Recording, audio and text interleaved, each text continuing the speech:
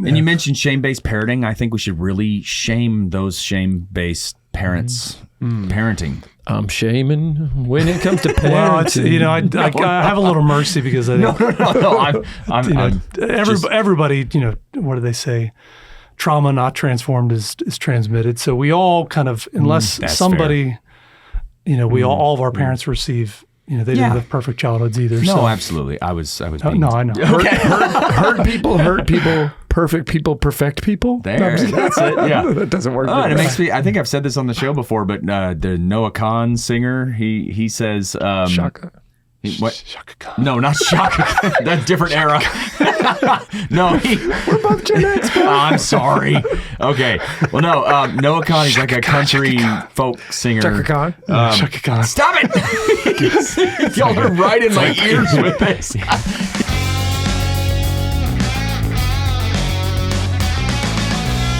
The BeatiDudes! Yes. Hello, BeatiDudes. Welcome back. That's, blestosterone. Blestosterone. Yeah, we have some holy masculinity here. Welcome to the BeatiDudes, a podcast for Christian men seeking to grow in holiness, learning from each other, encouraging each other on the way to eternity with the Trinity. My name is Paul Kolker, and I'm joined as always by my co-hosts, Nick Bezner. Man, I'm trying to come up with another pun, but I'm just, we'll get there. Okay, Yeah. and Jeff Schiefelbein. I felt like a lot of pressure when you said that too. I mean, for the ladies, the 30% of our audience is blestrogen, right? Like you can be, you can be holy as well. Yeah. Gosh, this is like Menno. Nope. Let's just back out. Danger territory now. Yeah. We do not press pause on this episode because Nice. we got a lot to talk about. Menno, don't press pause. That's The it. show's still going. Yes, this is for men who don't press pause. Paul, do you like podcasts? I do like podcasts. Have you ever watched me on a podcast? I've watched this one for sure. It's a cheater answer. Did you just do a podcast? I did. Yeah, I got to be. It was a part of a narrative podcast, a Catholic podcast. Oh, are you a saint or something? No. It was No, very, very obviously not. definitely no. No, it was awesome because it was a scripted podcast. So it's Nice. like a they're like a voiceover. Yeah, voiceover kind of deal, and Cool. they're writing this serial or episodic podcast. Are you allowed to say what it is, or this is a mystery? Okay. No, it's called Confessions of a Catholic Single, which I am not, but I got to play a guy who You know what it was like. I know what it's like, and I got to play the guy who was like the tour guide for or whatever at all these different events. Yeah.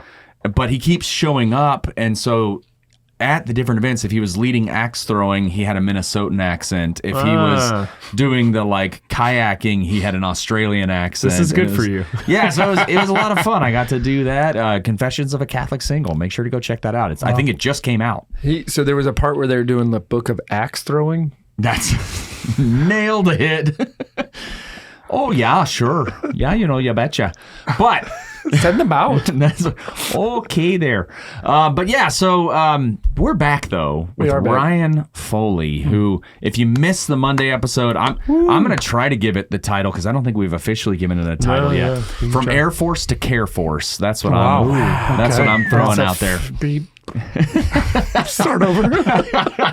But yeah, we learned all about. He started in military and moved around the country, and then found his way into business. And it seems like every time he talked to somebody, he got offered a new job. So, pretty awesome, pretty cool story. You're now the executive producer of the BeatiDudes. New job. Yeah. If you missed the Monday episode, it was solid. So go back, watch that, share it with a friend, share, like, and subscribe, all of that good stuff. Sign up for His Way at Work. Yes. All you business owners. Yes, some powerful stuff about You consecration. could literally just go down the list, clicking the buttons below, and one of them is where you give us a recurring gift that's not tax deductible, but it certainly helps us to stay energized. because it's buy buys me us a a coffee. Yeah, You don't have that's to buy coffee with it, though, right? No, you don't have to. It's like, It's here's just- $5. It's like, here's $5. It's a tip. Oh, it's like the a- cost of a coffee. It's a tip Yeah. jar. Yeah. Oh. But anyway, I've been Ryan. using it wrong. Ryan, Hello. welcome back. Thank you. That's Yeah. like the Having longest that. intro to meet It the was, yes. I'm exhausted. Most guests don't make it this long, so you're doing something right. Yeah, you're doing great. You sound like somebody who has consecrated his work. Yes. Yeah. Yeah. It was the Lord who was sustaining you there. You give it up. That's right. Offer it up. Yes. Well, so we found out a lot about your business life, a little bit about your personal life, but like more about the development of His Way at Work. So I think we wanted to take a deeper dive on kind of, well, we've been tipped off, really, is what it is. We have been tipped off. Yeah, we heard from somebody, Catholic gentleman, not meaning to spoil it, but that you apparently have a pretty powerful story and connection with your father. Well, we were, it came out of Catholic gentleman, where that's going, and the Renaissance, or the kind of the bringing back of the gentleman, right? And I was just sharing stories about my dad, and we all probably have very similar stories of, these are men in their 80s and lived different childhoods, different experiences, but in my case, my dad was very influential in my life.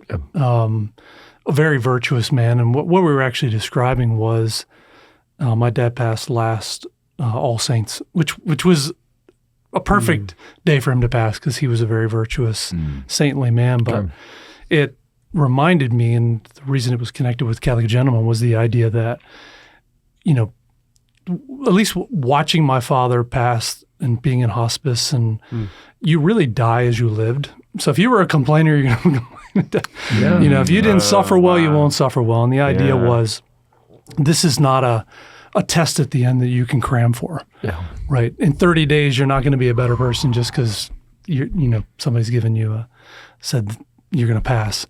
So what I was, and it really impacted my own life to think, I want to die like that. I want my death to be a witness. I want to suffer well for others. I want to do it with our Lord and be at peace with it. And for that to happen, your life has to you need to be preparing your whole life for that. Acts of mortification, sacrifice, being self-sacrificial, and just really growing in virtue, and living a deep spiritual life. And my father was a daily communicant. Prayed rosaries every day for the kids. Just very committed, but very quiet man in that sense. Like he wasn't. What's funny, there's different experiences of family life, and you can predict maybe, well, we prayed the rosary our whole life, and therefore I'm a priest. And then there's this family's like, we never prayed the rosary, and I'm a priest, or I'm, Perfect. So for me, and I think my dad was not, I would say, external evangelist and deep into apologetic. He just lived a virtuous life. And really in those days, you kind of watched. It was kind of imparted by watching how they lived versus now it feels like we need to say a lot, which I think is a different way of formation. So we were able to watch my father live as he only had 2 jobs, the Air Force and the FBI. So he really had a life of service. Yeah. Funny enough, I was looking back at his death certificate, kind of his interment in the Veterans Memorial in San Diego, the cemetery there. And it was the first time I've ever seen the government use consecration. It said, "Thank you for your consecration to the United States of America, for your service." Yeah. Yeah. So I was like, wow, where did that come from? And it was just perfect for him because he really did consecrate his life to his family, to his country, and to his Lord. And so it just imparted to me how serious we need to take preparation, and our life should be a preparation for that passing. And if it is when you watch somebody pass, you have the white sheet and they're laying it really was like an altar. And that's how my wife, we came out of the room one day and was like, wow, I just feel like we're at Mass, and this is like he's offering himself for us to the Father. Yeah. So it was just a pleasure. I think we miss him deeply, but you'd miss somebody more if you felt like, I don't know, there's not an emptiness. There's like a fullness, but you just wish you had more time with them. Sure. But it's not a sadness associated with, you just wish you were in proximity to them more, because my father was very good at, and I'm not as good at this, but he would call his kids every week, or we would call him, and he never really talked about himself. He's like, what are you doing? How's it going? And, what's going on in your life? And he was just a really good listener and wanted to know probably what he was doing was, what do I need to pray for this week? Yeah. Like listening carefully. That's powerful. And not knowing he was doing that, but just, offering that up. So. I love this idea of, right now we're preparing or death. And in the case of your father, what's your father's name? Kevin. Yeah. In the case of your father, he didn't leave people with this unfinished, unsaid, turmoil, outgoing, moment that I think would actually lead to more like longing that hurts in an ugly way, Yeah. It sounds like he set all of you up to do the same preparation of, let's face that direction together, and I love you. Yeah, for my father's success, so I was the wayward kid. I'm sure my siblings, if they watch this, would agree. Not very studious, terrible at school, very uninterested in it, was much more interested. We lived alongside Patapsco State Park in Maryland, so we were very feral, right? Like the days where you could be feral. Yeah. We'd come home to a bell, like the typical Gen X kind of experience. And that was, to me, living, right? Yeah. School wasn't it, but they weren't hard and fast on. They were probably just thankful I got through with these things. Yeah, still. Yeah.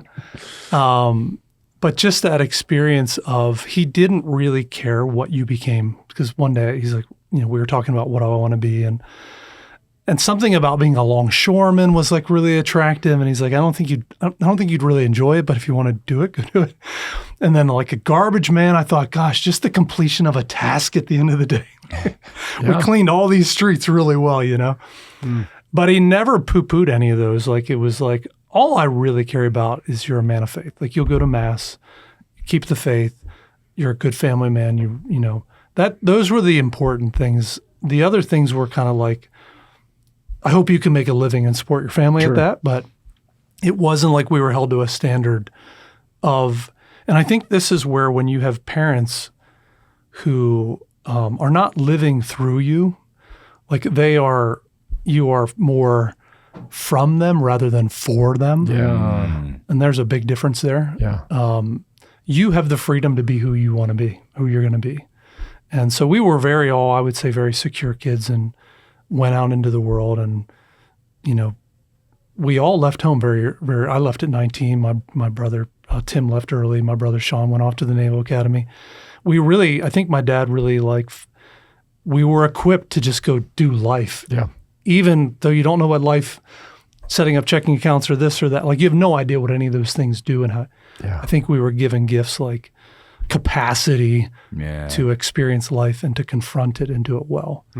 And we, there was a few occasions where there's moments, especially when your father's an FBI agent, where you tend to confront lots of things. And sometimes it's confronting, people he's arrested. So we actually had an experience once where a man we were all around because my dad took down a huge tree, which he wouldn't recommend doing again, a huge oak. Is tree code word for cartel? Yeah. No, this is not code. This is a big oak tree in the yard. Got it. Down a huge Tree. But, it's very exciting when this is a big time. Yeah. And then the stump guy comes and you're little kids, and you could see my dad looking at the stump guy and him looking at him, and we're not knowing what's happening. And the guy turns the thing off and is like, my dad's like, do I know you? And he said, yes, Mr. Foley. You actually arrested me. Whoa. Wow. And we're like, oh, this is game on here. What's going on, But the man thanked my dad. He said, even after you arrested me, we had a great conversation in the car. And my dad said, so how's life going for you? And he said, I've always wanted to thank you for the dignity that you treated me. Wow. When you arrested me. Wow. And my dad was a seminarian, so he went to a minor seminary in Providence. And I think he always kind of, in those conversations and then the side conversations with the kids, is you're not defined by something you did. Yeah. And this man served his time, and we all have innate dignity, and he had dignity, and so that's the way that That's most formative as a young kid, right? Yeah, very formative times. So not a lot of them, but when they happen, it's like stick. big time. Yeah, right. Like my dad took us all out on the back porch and back steps, and we didn't write a Mother's Day card. And he sits down, and he just starts crying, and we're like, oh my gosh. And he said, I'm really surprised that I raised you guys better than this. And that was the first time I've ever seen my father cry. And it was because we didn't have the gratitude to even write her a card or, to do something small for her. Somebody who's given birth to 6 kids. So those things are just like, all right, that's not going to happen again. But, those were, I think we had great men, and we still have great men. But the intentionality of being a father and being a witness to your children. Yeah. My father didn't really drink because he was an FBI agent. I think just always was a sober man. Mm-hmm. I think that sobriety in men you don't see as much. Mm-hmm. It's all play and, so I think there's a balance between play and seriousness. And when you can actually play with your kids, and you see this with priests too, like when it's playtime, but then when it's serious, they didn't lose their stature and their dignity. Yes. And holding kind of the balance between those things is something that's comes natural to some, but it seems more difficult now. And there's less models of it now. Yeah. So if there's less models and it's not coming naturally to you, you may have models of something else. Yeah, that's right. When you talked about not your kids not being from you, not for you, like not living through them. I love the visual of this because I think the opposite is true. 6 kids, right? I have 7 kids. If my kids felt pressure to become lawyers, well, what if one of them can't even get into a real law school? One of them has a learning disability. One of them hates that kind of, and all of a sudden they're all disappointments. Or this one's going to be the doctor. This one's going to be the priest. Right. And you start like putting this on them. Yeah. You're living through them. You're not giving them the free will, at least from the pleasing their father, their earthly father. Yeah. And then on top of that, you're really setting them up for like, what if you're going to be a doctor and you got in an accident, lost your hand? Well, you're a big disappointment to me now because you can't be a doctor. Like it's crazy that we do this, but people don't even realize they're doing it. It's just this build up over time of an expectation that I get to live through you. Well, and it's establishing what most men have is a lot of embedded lies, like I'm never enough, or work defines me, those kind of natural lies. And I just don't think we had that. I mean, we had a strong work ethic, a sense of, like pride, healthy pride. Yes, exactly. In your work. Right. Yep. But not a good example of this is, and this is something I don't share often. But I had experimented with drugs as a kid, and my dad found out. Yeah. Right, of course. Kevin knows. Yeah, Kevin knows. Was this when you were delivering pharmaceuticals? No, this is not. This is younger years. Oh, okay. Nice try, buddy. There's a positive to feral life, and sometimes it gets you in trouble. Cuts both ways. But my father found out, and I had always loved law enforcement and really dreamed of like following his footsteps and being an FBI agent, and had always have a strong sense of justice, and that's why I think it worked to covenantize really well. But I remember coming down the stairs, and my dad knew, he knew, and I knew, and all he said was, Ryan, I know you wanted to be you've kind of have ideas about being an FBI agent and getting into law enforcement, but based on what you did, that's not going to happen for you now. So you should start praying about where God's going to call you to what vocation he's going to call you to now, because it's not going to be this, because you're not going to pass a polygraph and do this and that. So it was just a, maybe other dads would have beat you. I don't know what would happen, but it was just a confronting reality, right? Yeah. And not there was no shame. It was just it is what it is. It is what it is. A stoic conversation around it. Yeah. But leading you through it instead of like making you find out about it later. Yeah. Kind of confronting you. Yeah. Can I give you a great polygraph story? Yeah. Please. Guy that I was in college with,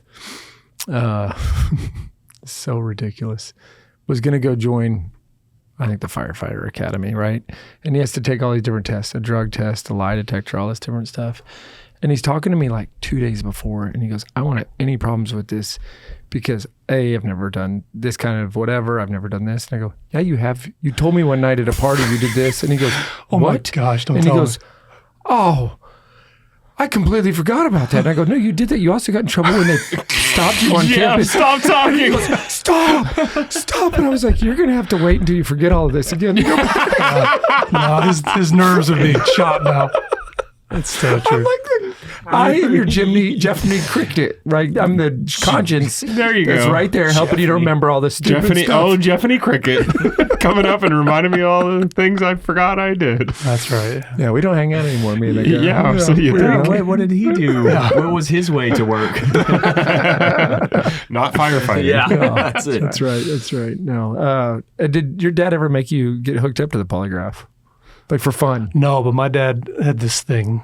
He could stick out your tongue, and he could tell, So actually, we learned many years after my oldest brother, Sean, he enrolled him in this process. Like, Sean, you're going to be part of this. So when I tell you to stick out your tongue, you're going to lie about something or tell a fib, and I'm going to say stick out your tongue, and you're going to say no, I didn't.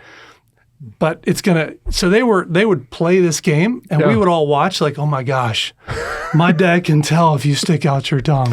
Oh, that's So awesome. and we learned this from my older brother later that he was in cahoots with my dad. Awesome. Yes. You're scared out of your mind because he has the Jedi tongue trick. Yes, exactly. Now there are tells in the FBI clearly. Sure. And it is the one thing that would really upset my dad is if you lied to him. Sure. Oh, yeah. Because That's the rule. You he can felt be like disappointing, sure. yeah, but all don't day lie. long people lie to me. That's not acceptable here. So that there was a level of corporal punishment associated with lying. Yeah, anything can go wrong in our family, but don't lie and don't be disrespectful. Yeah. You can make mistakes, you can break stuff, you can see stuff, like whatever. But and they're all little, but it's like you lie and you're disrespectful. Those two things are no-goes. Yep. Yeah, and you have to have the freedom to bring your hurts and your things somewhere. Yeah, that's And right. if it's not your family, then and shame is a big part of how you're parented. These things all just become hidden. Yeah. And that's what we discovered in pornography with Coven Eyes is if you can't bring these things that happen to somebody, You're going to bring them to the wrong things. or you're going to isolate and hide and you see that in very young kids because most kids are exposed at around fifth grade. Yeah.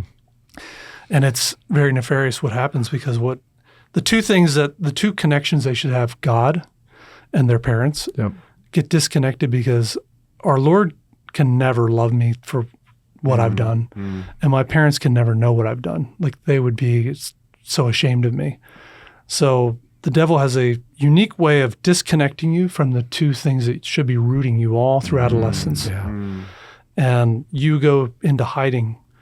And it's really a burden that we've placed on most kids today because they get exposed to pornography and there's shame-based parenting, so they can't tell anybody. Yeah. We leave them in an isolated state for maybe even over a decade. And then it all erupts in marriage. It all starts coming out. Right. So Well, and to keep them safe from that one random black van that's going to kidnap them, we give them a smartphone and say, stay up all night on YouTube underneath your covers. It'll be safe. that's I was right. being facetious. Come on, The people. shuffle bus is gray, not black. That van, and you wouldn't know how many kids we stole. There's so many kids in there. Plus, you can't even handle that door. Yeah, we have to put you through the front window. I've always thought the greatest invention for these 12-passenger vans would be a rack that pulls out from the side, collects everything to like it's corrugated, like it comes out. You just tip it over, Yeah. it dumps, and then you shove it. It's a trail mix collector. That's right. Yeah. That's right. Man, I'm ready to go straight like custom on this 12. It's a Business 15 passenger idea, van that I yeah. took out 3 seats so that I can have a dance party. This thing is awesome. But I'd like to. Wouldn't that be amazing? Oh, I'm with you 100%. The milk, the chocolate milk, the milk. Oh yeah. Pull it all out, wash it off, shove it back. What I in. like to do you is go. leave it there and let it bake in the Texas sun. There it is. Whoa. Your father, Kevin, just hearing these stories about him is a blessing to everybody here. But I think it's also the reminder, like we said it before on here, we're all going to have father wounds just because we're broken and our parents are broken and we're broken to our own kids. Because, I can have a desire to impress my father, to gain his acceptance, and he's maybe already given it to me. Like there's always that struggle. But we can reduce that greatly by taking some of the things that you've just talked about here, right? That you are giving this person the capacity. You're giving this person the true understanding that the Lord comes first, and I want you to put faith at the forefront, but I'm not going to live through you. You don't exist for me. Yeah. Those things are huge, because then all of a sudden you can run into the bad image or the thing you heard or what you're afraid of and bring it up to your parents, because all they want you to do is not lie. Just don't lie. Yeah. Yeah, and it's up to them. I mean, I don't think we did that well. I mean, I don't think we trusted ourselves enough. So I think if there was one thing the intimacy that I think we would have wanted, I mean, it was a different age too, right? Yeah. It's just a different type of parent where we didn't expect them to be our BFFs and like run everywhere with us. Like they were doing life and fixing, we didn't have anybody to do things too. If the yard was going to get cut, they did it. If the glass was going to get fixed, they did it. Your parents didn't have, extra money to go hire all these people, and so they didn't have all this extra time. So, no, I think every childhood is different. I think the things I walked away from, and my dad, I've tried to parent that way, but giving probably a little more level of intimacy that we can bring to this generation of parenting. Yeah. Well, no, and I loved just that reflection on preparation for the end, right? Like begin with the end in mind and know that, we all have to face those final moments. And so how you do anything now is how you're going to do those moments later too. It's just so powerful to reflect on. Yeah, and it probably isn't just, death is potentially a long way away. This is like the everyday, right? Like we confront things, and if you haven't challenged yourself to do hard things, any hard thing is like a big moment for you. So even for me, and that's where some things like Exodus 90 and I've particularly taken to cold plunging, but not just for the de-inflammation or inflammation value, but health think benefits. But yeah, I think it is a great, just like in Exodus 90, the cold showers was praying deeply beforehand. Like these are all the things I'm offering up. And a 32 degree or 34 degree tub is not a pleasant experience, but pushing yourself, that determination to do it, the temperance that comes from, controlling the flesh and saying, I can do hard things. Yeah. Then anything after that really becomes, it's going to be a hard day. The car broke down, the tire broke, the kids did this.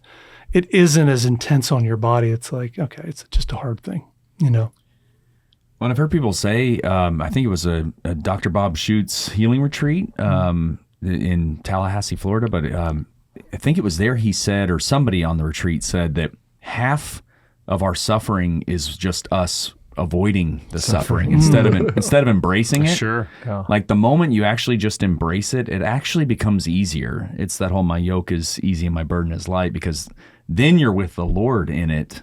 And you're not running from it or running from him. He's already carrying the cross, and it's easier at that point.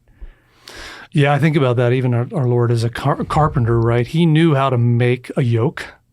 Oh, yeah. Well-fitting. So he didn't give us a yoke that's like kind of awkward and difficult. Off-center. Right. Like he knew how to make them. Yeah. So he's made our yokes very well-fitting for us. So. Yeah. As a result of this episode, I'm going to launch a new online platform for building your own exit plan from life, where it shows your kids how to get from where we are right now in case of emergency to heaven. There's sacraments along the way that you do. I had the end in mind. We're going to get out of here not alive. That's what's going to happen. Technically, yes. Yes. Yeah. I shared with John a picture we rendered with ChatGPT image maker of temperance stubs. I was like, we should create temperance stubs. Embrace the cold, offer it up. That's awesome. And my wife was like, it's such a bad idea. It's for men. You wouldn't understand it. Yeah. Well, no, and I also... you could understand it. She's awesome. And you mentioned shame-based parenting. I think we should really shame those shame-based parents parenting. I'm shaming when it comes to parenting. Well, I have a little mercy because I think... No.